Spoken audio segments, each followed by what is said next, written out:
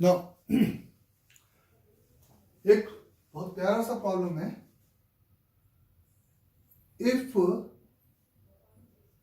The Z1 is the mirror image of Z2 with respect a line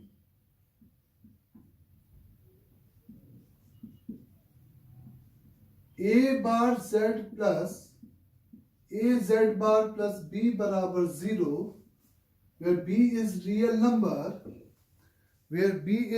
number, then prove that A into Z1 bar plus A bar Z2 plus B बराबर 0. ये आपको यहाँ पे proof करना है. If Z1 is a mirror image point of Z2 with respect to a line, तो हमें A Z1 bar plus A bar Z2 plus B बराबर 0 ये प्रूफ करने की यहाँ पे जरूरत है. तो यहाँ पर सबसे पहले कि ये एक लाइन की इक्वेशन है कॉम्प्लेक्स फॉर्म में A bar Z plus A Z bar plus B बराबर 0. ये एक पॉइंट है Z1 और इसी का ये मिरर इमेज पॉइंट है Z2. तो ये कंडीशन हमें लेके आनी है. तो ये बात तय है कि Z1 और Z2 का जो भी मिड पॉइंट होगा वो इस लाइन को सबसे पहले सेटिस्फाइड करेगा. और 2D में हम लोग दो ही कंस्टेंट अप्लाई करते थे कि इसका मिड पॉइंट इसको सेटिस्फाइड करेगा और इसके स्लोप और इसके स्लोप का जो प्रोडक्ट होगा स्लोप वो सिंपल माइनस का 1 होगा. बोले बच्चों, नॉट कॉन्जुगेट. तो फर्स्ट कंडीशन कि इसका मिड पॉइंट इसको सेटिस्फाइड करेगा. तो A बार यहां पे आपको Z1 plus Z2 divided by 2 is यहां पर ये ठीक है, कुछ B में B बाई 2 आएगा, एक बार देख लेंगे. वो A into Z1 bar plus Z2 bar divided by 2 plus B बराबर 0. A Z1 सही है बच्चों, सही है. A Z1 प्लस ये वाला टर्म ले लिया आपने, A बार Z2 ये वाला टर्म ले लिया, प्लस एक ग्रुप में बांध दिया. A bar Z1 plus A Z2 bar plus 2B बराबर 0. ये एक कंडीशन हो गई कि दोनों का मिड पॉइंट इसको क्या करेगा, सेटिस्फाइड करेगा. उसके अलावा product of the slope is equal to कितना बच्चों, सिंपली -1. इसका slope minus real part of A upon A imaginary part of A और Z1 और Z2 को मिलाने वाली पहली लाइन की इक्वेशन लिखोगे. अगर मैं आपको लाइन की इक्वेशन पहले बता चुका हूं, Z1 और Z2 को मिलाने वाली लाइन की इक्वेशन हम लोग कैसे लिखते थे, याद है आपको? एरिया बराबर 0, Z bar 1, Z1 bar 1, Z2 bar 1 is equal to 0. इसके अलावा एक और तरीका था, argument of Z minus Z1 upon Z2 minus Z1 is equal to K pi. ये एक तरीका था, या ये एक तरीका था आर्ग्यूमेंट K पाई तो प्योरली रियल, तो इसी को इसके कॉन्जुगेट के बराबर, या एरिया 0 तो ये डिटर्मिनेंट 0 हो जाता था. और इसको सिंप्लीफाइड करेगा तो Z multiplied by the Z1 bar minus Z2 bar plus Z bar multiplied by बीच वाले के साथ minus the Z1 minus Z2 plus 1 के साथ Z1 Z2 bar plus Z2 Z1 bar is equal to 0. Minus. ये बात सभी को समझ आई? तो इसका रियल पार्ट और गंदा हो जाएगा, इमेजिनरी पार्ट उस तरीके से निकालेंगे. उसके पहले तो आपको ये प्योरली रियल है कि नहीं ये जस्टिफाई करना है. तो ये इसी का कॉन्जुगेट लिखा है, नंबर को उसके कॉन्जुगेट से माइनस करोगे तो ये प्योरली इमेजिनरी लिखा हुआ है। तो इसको प्योरली रियल बनाने के लिए पूरे इक्वेशन में आप किसका मल्टीप्लाई करोगे, आयोटा का। तो यहाँ पे ये z into iota z1 bar minus z2 bar minus z conjugate into iota z1 minus z2 plus iota multiplied by the z1 z2 bar z2 z1 bar is equal the 0। अब now ये purely real हो गया। इस line के अगर a की बात करोगे, a जो स्टैंडर्ड फॉर्म में था वो a आपका नया a माइनस का आयोटा z1 माइनस z2 कहलाएगा। ये बात सभी को क्लियर। और चूंकि ये इसी का कॉन्जुगेट लिखा हुआ है लेकिन a z बार के साथ होगा। अब ये प्योरली रियल, आयोटा का मैंने मल्टीप्लाई क्यों किया, ये सभी को क्लियर है। तो स्लोप से अगर जाएंगे तो स्लोप में आपको लिखना पड़ेगा। अगर वो रोटेशन वाले से जाओगे कि इस लाइन को अगर मैं कितने एंगल पे रोटेट कर दूं, 90 डिग्री पे रोटेट कर दूं, तो मेरे को z1 और z2 को मिलाने वाली लाइन की ही इक्वेशन मिल जाएगी बच्चे। तो इस लाइन को अगर मैं 90 डिग्री पे रोटेट करना चाहता हूं तो मैं कह सकता हूं कि a बार माइनस आयोटा, क्योंकि a के साथ आयोटा आएगा, into z plus a iota into z bar plus b dash बराबर 0। ये लाइन और ये लाइन, ये लाइन और ये लाइन, ये इक्वेशन और ये इक्वेशन एक पर्टिकुलर बी डैश, और वो बी डैश कैसे निकालोगे, z1 प्लस z2 बाई 2 से क्या करा के सेटिस्फाइड करा दो। तो ये लाइन और ये लाइन आप कह सकते हो, ये इक्वेशन और ये इक्वेशन सेम लाइन को रिप्रेजेंट करेगा। तो obvious ratio of the coefficient आपस में क्या होंगे, इक्वल होंगे। जैसे वहां पे x और y के साथ करते थे वही यहाँ पे z और z बार के साथ कर सकते हो।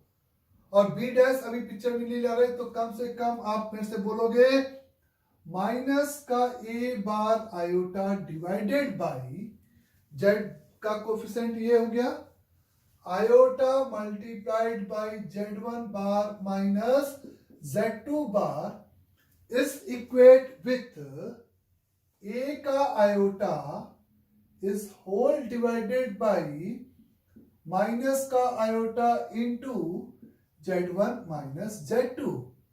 आयोटा से आयोटा मर गया, ये आयोटा से ये आयोटा, माइनस से ये माइनस मर गया।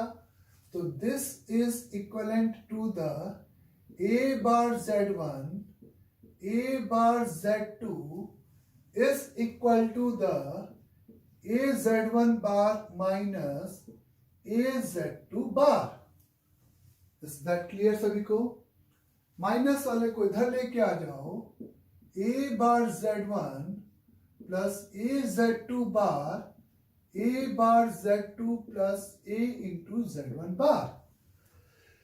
तो a bar z1 plus a z2 बार इस ग्रुप की वैल्यू इस ग्रुप के बराबर, इससे रिप्लेस करेंगे, 2 से डिवाइड करेंगे और वही चीज हैंस प्रूव्ड हो जाएगी जो हमें प्रॉब्लम में प्रूफ करने के लिए सिंपली दिया गया था। अंडरस्टैंड यहां तक सभी को? तो ये एक बहुत ही प्यारा क्वेश्चन था, इस पे बेस जिसकी हम लोग यहां पर इस तरीके से बात करते हैं। तो अगर हमें अब एक बीच में मैंने परपेंडिकुलर डिस्टेंस का कॉन्सेप्ट बताया गया, तो उसके हिसाब से अगर आप प्रोसीड करते हो तो द इक्वेशन ऑफ पैराबोला या कोनिक भी लिख सकते हो जिसका डायरेक्ट्रिक्स और फोकस दे रखा है। तो द इक्वेशन ऑफ कोनिक की बात कर देते हैं। The equation of conic with simple focus अगर आपका इज द जेड नॉट है, and the equation of directrix is a bar z plus a z bar plus b बराबर 0 है, वेयर b एक रियल नंबर है। तो इस equation of conic with focus Z not है तो आप मेरे से कहोगे एंड इसेंट्रिसिटी, बच्चों इसेंट्रिसिटी की भी जरूरत पड़ेगी, ई है। तो mod of Z minus Z not, क्योंकि पॉइंट से उस वेरिएबल जेड का distance is equal to E multiplied by उस जेड से इस लाइन का डिस्टेंस, तो A bar Z plus A Z bar plus B divided by 2 into mod A, ये 2 का फैक्टर यहां ना भूलें। तो ये आपका कोनिक का इक्वेशन हो गया, जिसमें हमें पता है कि e की वैल्यू 1 होने पर e की वैल्यू 1 तो ये पैराबोला है, अगर e की वैल्यू ग्रेटर देन 1 है तो सिंपल ये हाइपरबोला है, e अगर 0 और 1 के बीच में है तो ये इलिप्स है, प्रोवाइडेड कि वो फिक्स पॉइंट इस पे लाई नहीं कर रहा है, यानी कि a bar z not a into z not bar plus b is not equal to 0, ये एक कंडीशन यहाँ पे जरूर है। तो ये आपका सिंपली यहाँ पर किसका इक्वेशन हो गया बच्चे, कोनिक का इक्वेशन हो गया है। तो लाइन की इक्वेशन एक जनरल फॉर्म, जिसमें ए का इंपॉर्टेंट मैंने समझाया कि थीटा एंगल पे रोटेशन पे उस नया ए क्या बन जाएगा, एक ये आपको फील दिलाया है। उसके अलावा 2 पॉइंट को मिलाने वाली लाइन की इक्वेशन से प्रॉब्लम अपन ने इस तरह से किया है। बोले बच्चों अंडरस्टैंड। एक और अच्छा प्रॉब्लम मेरे को याद आ रहा है अभी, सपोज कि ऐसे है क्वेश्चन, सपोज एक लाइन की इक्वेशन है, एक let a of a complex number, b of b complex number, c of c and d of d are 4 point on a line on a circle, mod z is equal to r. Okay. A of A, B, C, D complex number, small a, B, C, D complex number को represent कर रहे हैं। ये 4 point एक circle पे लाई कर रहे हैं। Then find the point of intersection of line AB and CD। Option दे रखे हैं, जेड नॉट वो पॉइंट अगर है पॉइंट ऑफ इंटरसेक्शन, तो 1 upon A b minus 1 upon A b minus 1 upon C d, 1 upon a plus 1 upon b minus 1 upon c minus 1 upon d. अगला option इसी का रेसिप्रोकल, और ऐसे ही मिलते जुलते आपको 4 ऑप्शंस यहां पर गिवन है।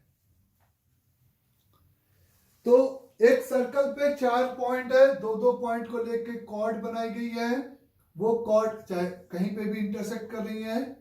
ये ए है, ये बी है, ये सी और ये डी, इसका पोजीशन वेक्टर ए है, कॉन्जुगेट क्यों लगा देता हूं पता नहीं, बी है, सी है और ये डी है, और ये जेड नॉट है।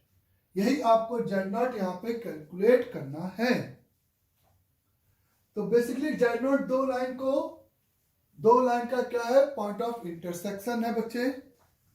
तो 2 लाइन का पॉइंट ऑफ इंटरसेक्शन, तो आप सिंपल दोनों लाइन की इक्वेशन निकालो और उसके पॉइंट ऑफ इंटरसेक्शन की बात करो यहाँ पे। तो दोनों लाइन की इक्वेशन, तो पहली ए बी की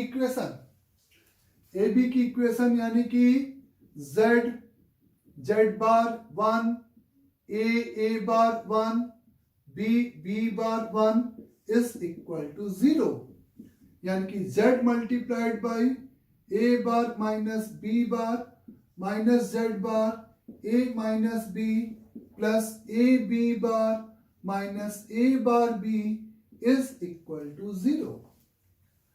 सिंपली सेकेंड इक्वेशन लिखो सी डी को, तो सिंपल सिमेट्रिसिटी से C bar minus D bar minus Z bar into सी माइनस का डी प्लस सी d bar minus c bar D बराबर 0। आपको जेड चाहिए पॉइंट ऑफ इंटरसेक्शन का, तो जेड बार को यहां से उड़ा दो। जेड बार को यहां से उड़ाने के लिए आप इस इक्वेशन में इसके कोफिशिएंट का मल्टीप्लाई करो c माइनस डी का, और इसमें मल्टीप्लाई करो a माइनस बी का, और दोनों को उठा के सब्ट्रैक्ट कर दो। तो यहां पर z whole multiplied by c minus का d, a बार माइनस का b बार इस minus over c bar minus d bar into a minus b। इस माइनस किया तो ये आपका मर गया। इस इक्वल टू में दिस माइनस दिस इधर आएगा, तो c d bar minus c bar d whole multiplied by a minus b. बच्चे इक्वल के उधर क्योंकि लिख रहे हो, तो यहां पर a B bar minus A bar b into C minus d. ये सभी को क्लियर हो गया। चूंकि आपको जो प्रूफ करना है उसमें ए बी सी डी के कॉन्जुगेट नहीं है, और एक और इंफॉर्मेशन है कि ए बी सी डी इस सर्कल मॉड जेड बराबर आर पे लाई कर रहे हैं, तो हम जरूर ये बोल सकते हैं कि a इंटू ए बार उस सर्कल का आर स्क्वायर, या ए बार बराबर बी बार बराबर सी बार और डी बार बराबर is equal to simple r square के बराबर हो जाएंगे। इसको आप r square by a, r square by b, r square by c, r square by d लिख सकते हो।